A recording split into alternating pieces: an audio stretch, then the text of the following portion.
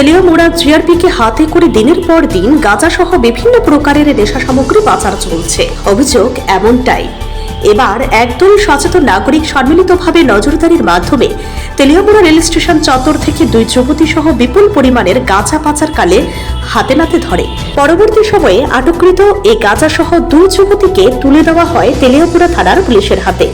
এই ঘটনার পরিপ্রেক্ষিতে ব্যাপক চাঞ্চল্য ছড়িয়েছে।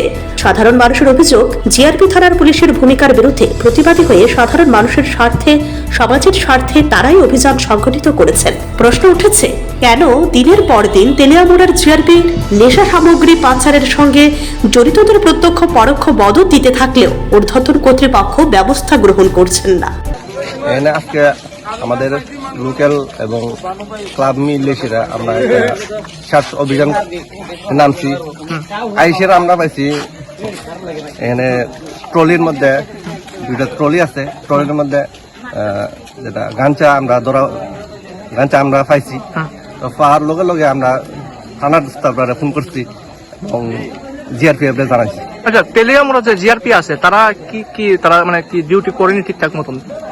আমার জানা মতে তারা নামের মাত্র এখানে ডিউটি করে, কারণ বিগত অনেক বছর ধরে এখানে যারা গাঁজা ব্যবসায়িক বা ড্রাগস ব্যবসায়িক প্রত্যেক দিন ব্যবসা করতেছে। Bureau report, CNE TV.